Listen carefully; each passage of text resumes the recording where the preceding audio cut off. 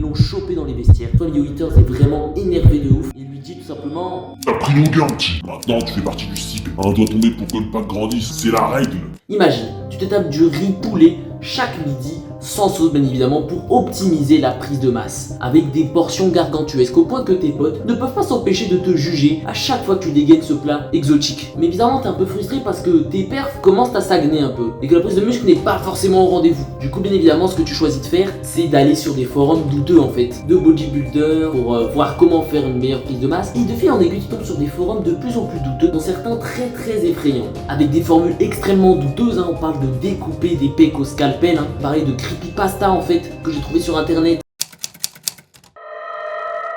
Pour la première histoire, on suit celle de Lucas en fait, âgé de 26 ans. Bon petit super powerlifter en fait. Il s'enfile des diètes monstrueuses entre 5500 et 6000 calories. Et pourtant, rien n'y faisait la team. Il n'arrivait pas à prendre plus de muscles. Un soir, alors qu'il se balade sur un forum douteux, tombe sur un message d'un certain Mio Eaters-87 qui publie: Comment j'ai gagné plus de 18 kg de muscle en 7 mois? sans nouvelle molécule, méthode non conventionnelle. Les modérateurs ont mis un tag serious en fait. Du coup, ce qu'il décide de faire, notre petit Lucas, il envoie ses photos, ses logs d'entraînement et ça part. Sur ce forum, ce Mio Eater expliquait en fait que c'était pas chimique, c'était biologique en fait, qu'une certaine molécule, la myostétatine, qui est responsable de la prise de muscle, que tu peux pomper autant de testo que tu veux. Si tes cellules n'ont pas assez de noyau, ça va plafonner mon gars. Et la seule source naturelle de myostatine là, quand t'es à l'âge adulte, c'est d'en prélever directement quelqu'un qui a déjà une énorme quantité, à savoir en prélever chez un autre bodybuilder qui a un stade avancé. Dans les commentaires, il y avait des trucs du style: Merci pour le tip sur la découpe des fibres. le goût est dégueu au début, mais avec du paprika c'est supportable.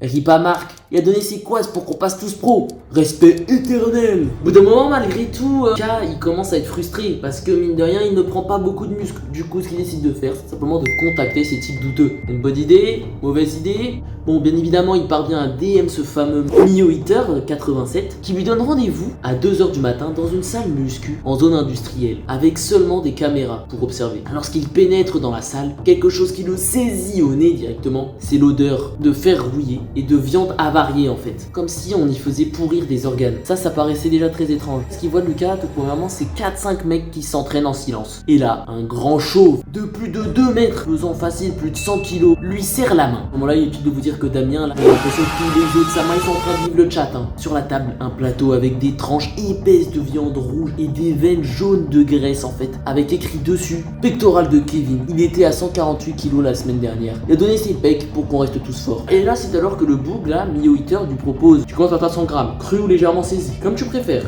Mais évidemment, cette bouchée un petit peu dégueulasse. Proche sur le côté pour vomir, et c'est alors que les gars muscles se mettent à rire doucement. Et que du coup, le grand Mio Eater là, il lui dit qu'il a intérêt à bien finir ce qu'il a mangé. Au bout d'un moment, Kevin a commencé à faire des cauchemars en fait. Il revoyait le propriétaire qui lui demandait de lui rendre ses noyaux en fait. Tout ça pour dire qu'après, du coup, la team, les résultats ne traînent pas en fait. En seulement 48 heures, il prend 2 kilos. Au bout d'une semaine, c'est 4 kilos qu'il prend et un tour de poitrine qui a augmenté de 1,5 cm.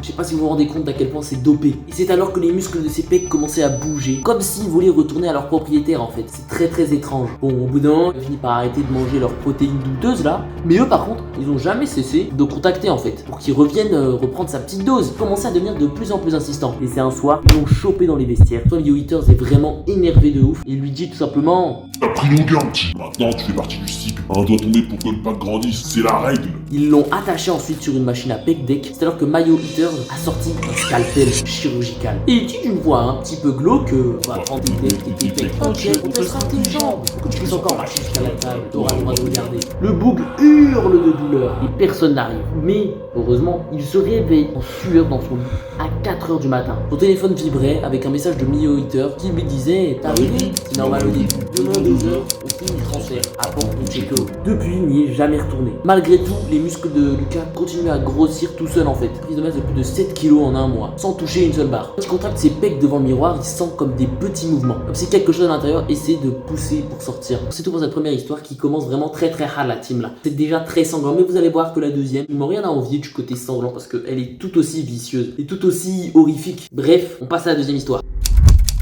Pour la deuxième troisième histoire, on va s'intéresser à celle de Sarah en fait. Une meuf âgée de 32 ans, faisait 1m68 pour 58 kilos. Bref, elle était un peu skinny quoi, pas parler, parce que moi-même je suis dans le même cas. Ce qu'il faut savoir à propos de cette meuf, elle avait toujours voulu être sec en fait, avec des fesses rebondies, bref. La meuf typique go muscu qui veut un derrière bien géchard. Malheureusement, elle n'y arrivait pas, malgré des programmes PDF, malgré qu'un coach le fasse en visio, rien n'y faisait. Tout le monde lui disait qu'elle était pas faite pour ça. Et c'est alors qu'un soir, elle tombe sur Facebook, parce que oui, c'est une grosse daronne, elle reçoit sur Facebook une story d'une meuf qui dit: j'ai trouvé le coach, pas de bullshit, pas de promesses vides, il te transforme en 3 mois où tu repars comme t'es venu. Et faut être prête à tout donner. DM pour le contact. Ce qu'elle essaie de faire, c'est qu'elle la DM. La meuf file le numéro du coach. Le coach en question, qui s'appelait simplement Coach V, la première chose qu'il fait, il lui envoie une photo de lui. Un bouc qui a l'air de mesurer apparemment 1m90 minimum. C'est bizarre parce que bizarrement, je peux pas estimer la taille vue comme ça, mais bon, Bélec, et qui pèse 110 kilos. Dans tous les cas, elle a dit oui sans réfléchir. Le bouc lui a donné rendez-vous dans une petite salle privée en fait, avec Vlan et miroir, une salle bien foutue, avec cependant une odeur bizarre, comme un mix de sueur et de sang en fait. Bon, bien évidemment, le coach qui arrive bien évidemment torse nu, en short de compète en fait, il la scanne comme un QR code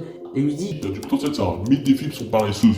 On va corriger ça. il lui a fait un programme de ouf. 6 jours par semaine d'entraînement, 2 heures de séance, une diète hyper calorique, avec pas de surplus classique, mais une petite pilule spéciale à déguster. En 2 semaines, les résultats ne traînent pas. Elle prend 3 kilos et des abdos commencent à se dessiner en plus, avec des deltes gonflés comme jamais, clairement à son prime là. Parce que ensuite, du coup, le bouc lui propose de passer à la vitesse supérieure en fait. Il l'emmène dans une salle avec du coup des gains volontaires apparemment, de meufs qui auraient accepté parce qu'il s'est bien négocié. À ce moment-là, il lui dit: Ça, c'est des gains volontaires, faut que t'en prennes 3 kilos. il lui explique clairement qu'il faut qu'elle ingère ses tranches de pectoraux si elle veut pouvoir prendre plus. Au départ, Sarah elle refuse, mais le bouc insiste en lui rappelant des stats de ouf qu'elle a fait. Elle a vraiment envie de s'arrêter uniquement là alors qu'elle a les bras qui commencent à pop. Sarah décide de s'arrêter, mais le coach V n'est pas de cet avis. Il lui montre des photos des anciennes clientes là, maintenant squelettiques, attachées dans des backrooms et perfusées pour rester en vie, autant qu'elles puissent encore donner d'autres de leurs muscles. Le mec lui dit d'une voix un petit peu glauque: elles ont arrêté trop tôt. Leur corps rejette tout.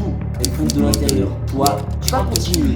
Continue quand même. Un peu pour la prochaine. Elle a donc continué. Pris de 12 kilos de muscles en 3 mois la team. Elle était devenue méconnaissable. Triée, shredded, veineuse. Et des yeux devenus vides, méconnaissables. Exactement comme le coach. Lorsque un soir, coach V l'appelle pour lui faire le transfert final en fait. Il l'attache sur la table avec le scalpel et commence à faire une première incision sur son delta. Bizarrement, elle ne ressent pas de douleur. Simplement une chaleur étrange en fait. Mais lorsqu'elle hurle ensuite, le coach rigole et lui dit simplement: De la famille, Sarah. là, on va enchaîner sur la dernière, qui elle aussi n'a rien à envier aux autres. Pour celle-là, c'est celle d'un jeune homme de 29 ans du nom de Damien, qui était un ancien champion bodybuilder qui a remporté 2 trophées, qui avait déjà fait 2 podiums brésilien, était bloqué à 98 kilos. Il promet même voulait passer les 100. Le jury était la même boutade, manque de fullness, de densité. Il était devenu obsédé par les myonucléi, des noyaux cellulaires qui font que ses muscles grossissent même après des années. Un soir, après une sèche encore ratée, il reçoit un DM d'un forum de bodybuilding anonyme, avec écrit dessus: dans la marque stagnée, viens au circuit, pas de trophée en plastique, le gagnant prend tout.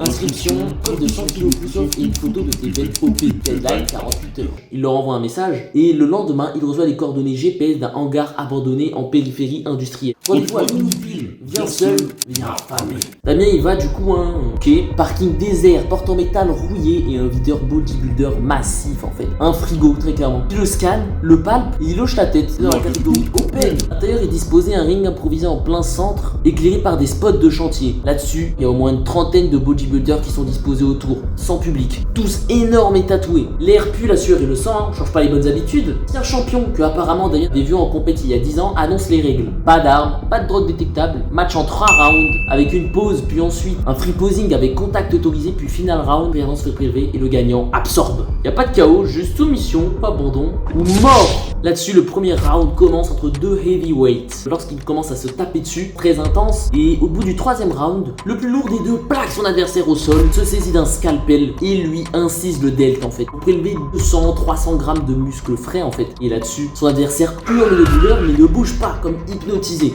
Il ingère le bout de viande et l'autre, son adversaire, gît là. Damien face à ça vomit dans le coin mais il reste, il l'a signé. Damien commence alors son premier combat contre un mec tout veineux de 135 kilos. Équitable? Je pense pas que c'est très équitable tout ça Allez, Boog ils font à la louche. Le Boog parvient parvient à le plaquer au sol. Les flics de Damien craquent au contact. Damien, face à ça, trouve la force suffisante de résister et ensuite tape un croc directement dans le bout en fait. Damien mâche, avale, déclaré vainqueur. Quelques mois passent et Damien est désormais à 142 kilos en fait. Je sais pas si vous vous rendez compte de l'énorme boule de veine. Damien fait un dernier combat contre un ancien champion, pèse 165 kg en fait. Je sais pas si vous vous rendez compte à quel point c'est énorme. T'as pris beaucoup, Damien. Mais le vrai gain, c'est quand tu donnes tout. Au contact, le champion ouvre le pec à Damien. On sent la lame. Mais au lieu de hurler, Damien sourit. Il prend plaisir à ça. Bref les gens, c'est tout pour cette vidéo sur des creepypastas parce que la muscu va trop loin en fait. J'espère que ça vous a plu. Moi je trouvais ça important de faire cette vidéo parce que mine de rien, c'est bien de se muscler la team, mais c'est important aussi d'écouter son corps. Voilà, bref les gens, portez-vous bien. Et d'ici là, moi je vous dis à la prochaine.